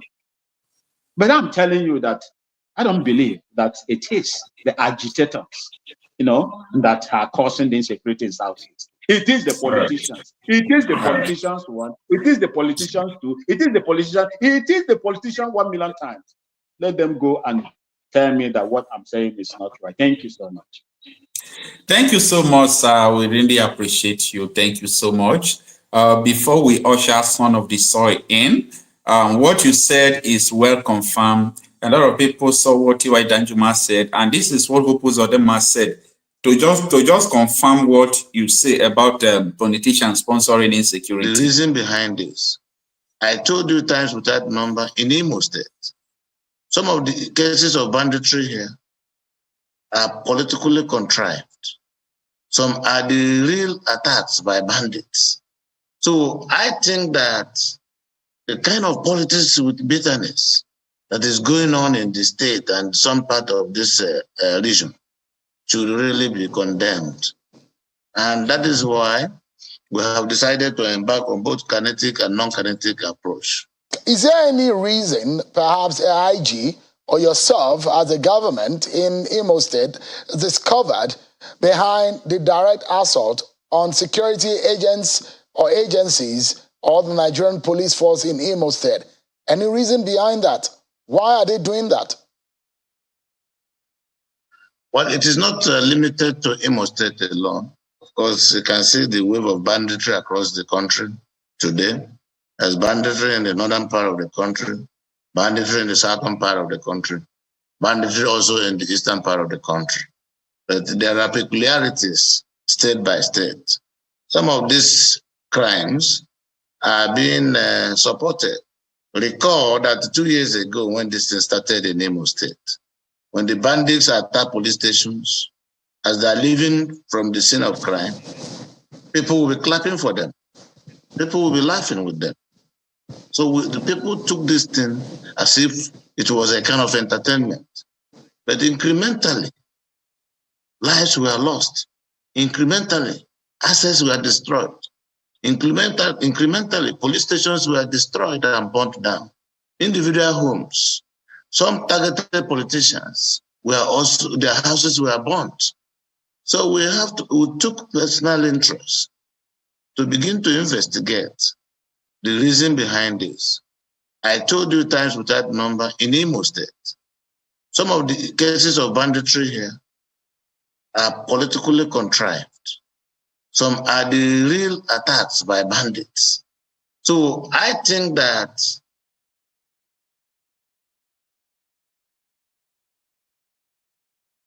I played this video to confirm what you said. Hope Uzodinma said when these things were going on, they carried out investigation. Hadn't been he said they did not carry out investigation, I will not believe him. I will not listen to him because everything I say here is a product of investigation myself. So I'm glad that a governor said that they carried out investigation and they discovered that it was from the politics of bitterness. This is what people, it will be hard for people to believe what Hope Uzodinma was saying. When they were burying Ifanyoba, this man said the same thing. Okocha said about this politics of bitterness as well. And last week here, and the ex-OT of Abia State said the same thing. He said that the insecurity in Aba is politically motivated. Well, I don't know how many times it will take people to understand. Son of the soil, thanks for joining us. Let me unmute you if I can. You can unmute yourself from there. All right. Please, we don't have much time again. I want you to tell us, from what we have discussed so far, what do you think that is the major causes or cause of insecurity challenges in the Southeast? Okay. First of all, I want to appreciate for the privilege. Yeah, you can be audible so that we can hear you. You can be audible. I say, first of all, I want to thank you for giving me the privilege to talk. And I really appreciate you. First of all, I want to support this, my brother that said the insecurity were caused by those politicians. Yes, it's true, 100% right. And themselves, they know themselves, they are not doubting it. They can only doubt it just to cover themselves, but they know what they're doing. They cause those insecurities just to label it agitators. But anybody that comes out and tell you that Simon Ekpa or Nnamdi Kanu is causing insecurity in the Southeast, that person is a very big fool. We are going home and there is nothing they can do about it. All of them know that the agitator have gone beyond their imagination, and or everything they are trying to do is just to loot money and run away. They know everything. Okay, the last time I based in Anambra State, why I'm from Ebonyi State. So the last time I traveled back home, I didn't do anything. I'm just walking freely on the road. They stopped me. Unfortunately, I went to my village. I went and brought my Biafra ID from the village. So they see me, I don't know, they stop, they search me, they see the ID card. They were kind of, I will shoot you. So you are the same people we are looking for.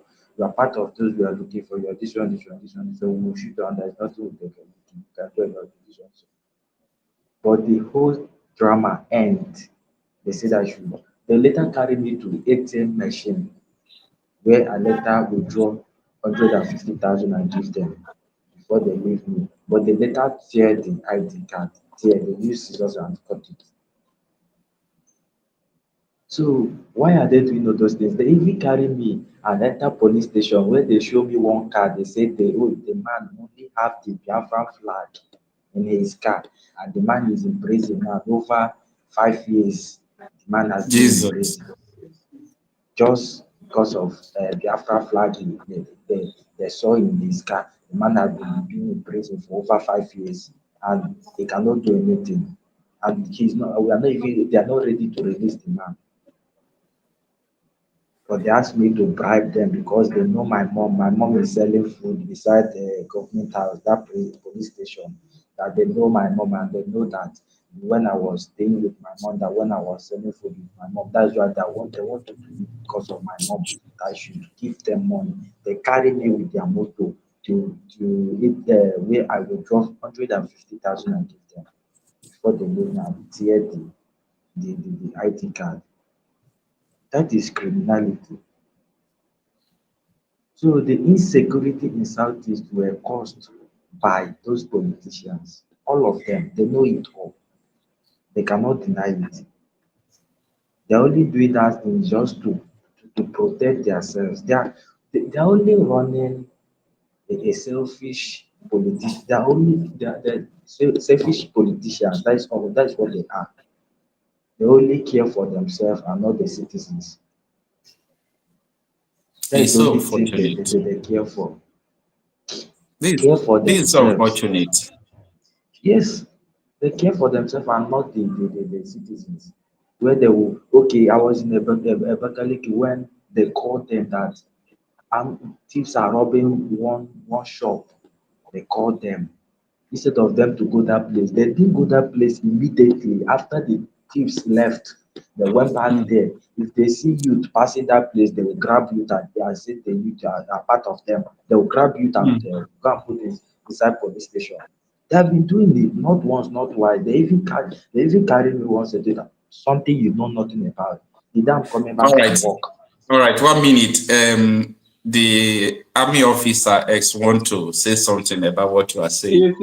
You see, my brother, the worst thing that will happen to any individual is to fall into the hands of these unprofessional, security agencies or agents. That's the worst thing that will happen to you. They will extort you. If you don't give them what they want, they will level some kind of phantom charges against you and throw you into a waiting trial. And nobody will do about it. That is the system in Nigeria. Lack of due process. Lack of due process. You are right. Look, when Buhari took over power, what did he say? That you are right. The interest of the country overrides your own individual human rights. Is it not true? He said it. Yeah. People lament and lament and lament and lament. Nothing came out of it. That man has come and gone. Another one has stepped in. The same thing. That is the reason why when you go to any national TV today and make some kind of protest in terms of submission or deposition you make on the TV station, you are censored or you are fined. You remember Shehu? Shehu was fined for interviewing Emma Powerful, I think some time ago. They censor you. They do, because that's a place where there is no rule of law, there is no organization, everything is moving on. And those people that don the uniform and the arms as given to them by the authority are the only people that knows the law that can do anything and undo. If not for the reasons of social media and video evidences that are coming out today, do you think that most of the things that you see today, you will see them? A policeman will wake up and thoroughly beat up a civilian. They always go for the low-hanging fruit. Innocent people. People that are unarmed. That is where it pains me. When I look at them doing whatever they are, I saw one, a general, with his orderly, dragging a woman and a fiance. It is a fiance, yes. A fiance and a fiancée dragged them out and was malhandling them simply because they overtook, based on report as alleged, overtook their convoy. Who are you to overtake me? Is that something that will cause you to beat anybody up? if not in Nigeria. These are some of the things that is going on there that is very, very, yeah, I am sympathetic to every one of you that is, have gone through these ordeals in the hands of those that are supposed to protect you. But they will no longer, they can never attack frontally those that are wielding the same weapons that they have. They cannot do that. But they always go after to begin to catch people, arrest people at random. And that is how you are going to spend your time in that detention. It's unfortunate. It's very, very unfortunate. So thank you. Heartbreaking. Thank you so much. Son of the Soil, thank you so much. I really appreciate it. This is a sad story. And I think this your story is supposed to be well documented. I don't know if you can have the time, chat me up on WhatsApp. Let's have one-on-one section based on this, your story. Because a lot of people have complained to me about this story, but they are afraid to come online to say this to the public. So I will honor it, and I would like it if we can schedule one-on-one section to discuss about your personal experience, because this is just a general experience that people from the Southeast has been experiencing. What do you think about it? It's nice, it's okay, but how can I get your number? Because I don't have the number I use for this platform. I have a specific number for this platform. That is the number you will see close to the link you used to join. I put it close to the link there on the comment section. And yeah. Okay, let me do something now. Let me see if I can, so that you will just take it from here now. That is this. I'm trying to put it on the screen so that you can take it from there. That is this one. Okay. It's 08103 120409. Okay. So that we'll have a private section probably tomorrow. No, tomorrow I won't be opportune. Next tomorrow we can have it in the evening. No problem. I'm active always. All right. I appreciate you. I appreciate you for that. Thank you. You are not taking the number, right? Yes. The thing that is happening is not for only me, it's for everybody. So and we are suffering it all.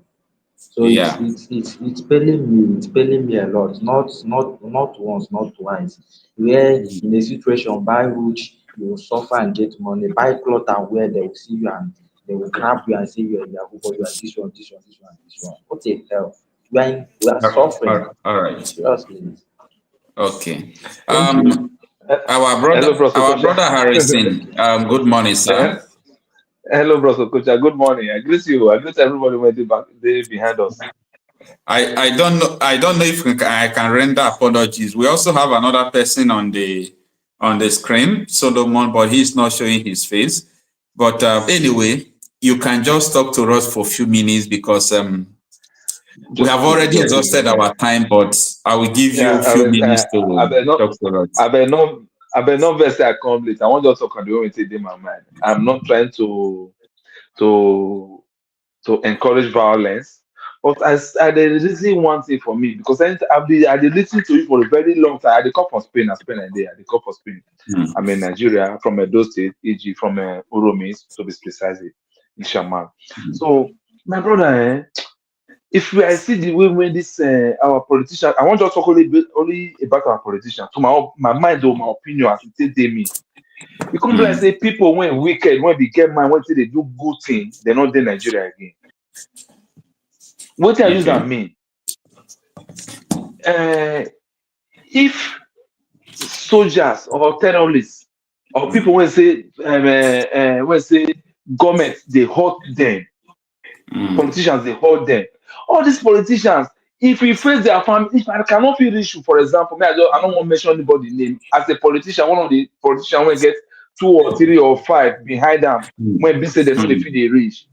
You don't get family. If you go after these people family, may go they tell your next brothers or your family brothers, say, man, see what they saw, they're not going to change their behavior.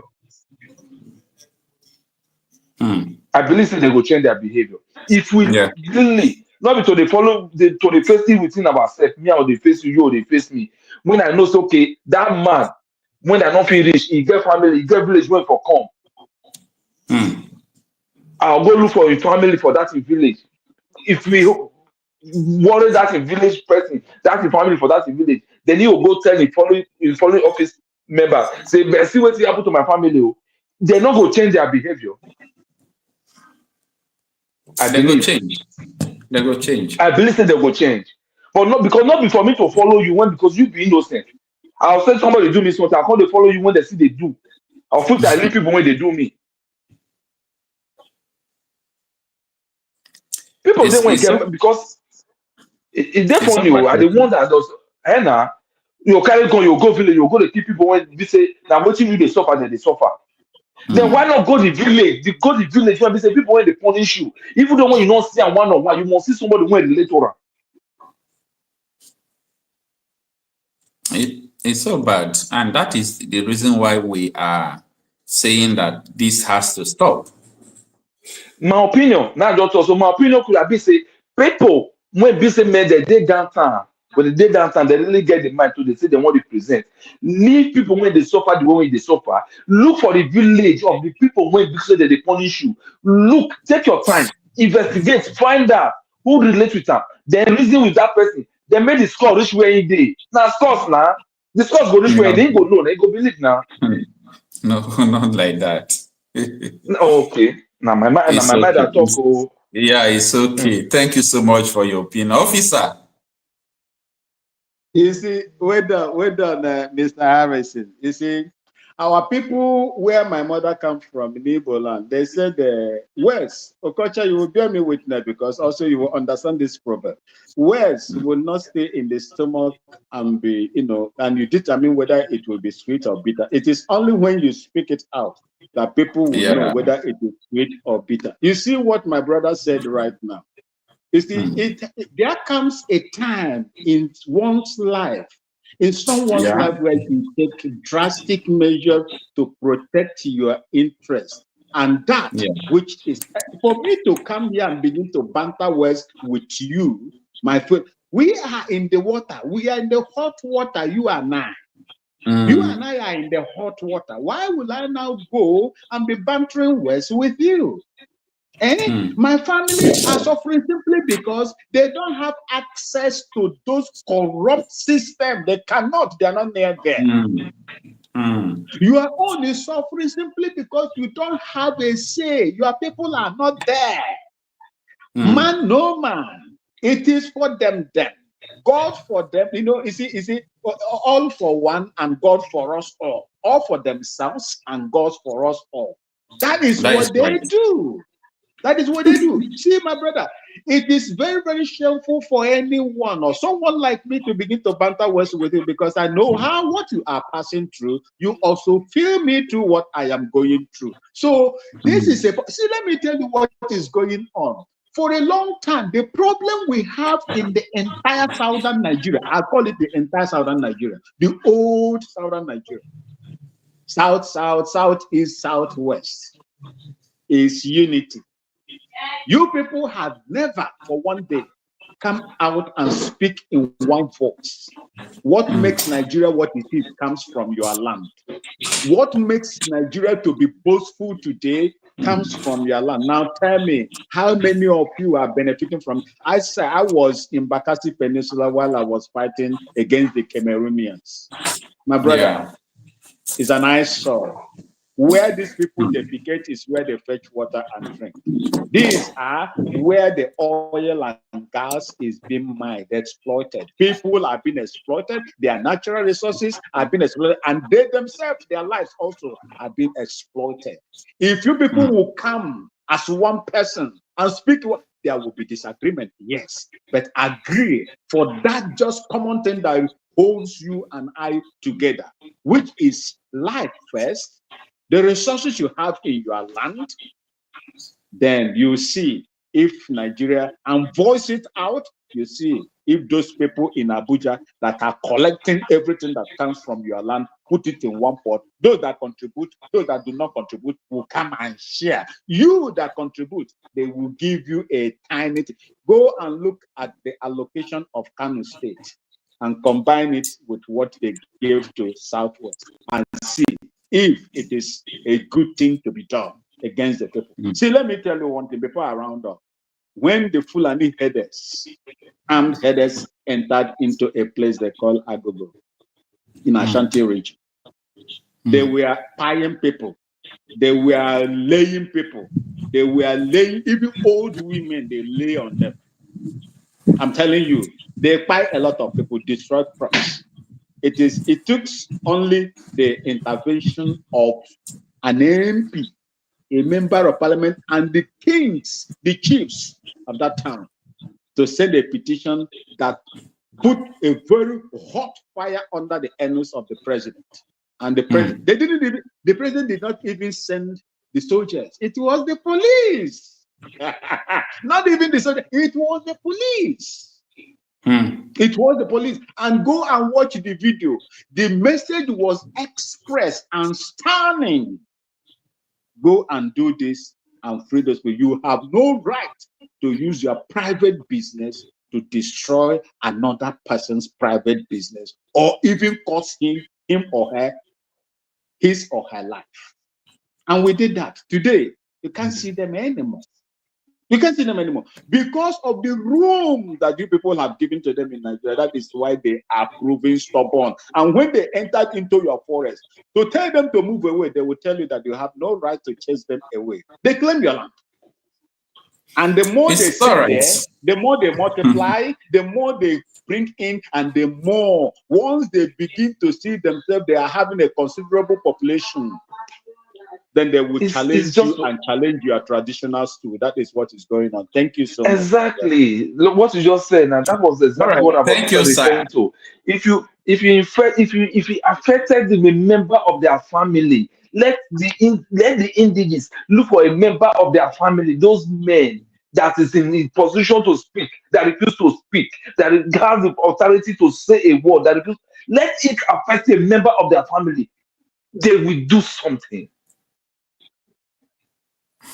They will. It's all right, my brothers. Thank you so much. We have exhausted our time. Really appreciate your people's contribution, especially our ex-military officer who has served our nation for 18 years without benefit. Exactly. It's not an easy thing. Brother Harrison, and everyone that have joined us so far. Yeah. All right. Do well to join us on our next program. Yeah. Well, all right. Have a nice day, everyone. We are less busy. Thank you very much. Thanks. Greetings. Respect. All right. Thank you, sir. All right, sir.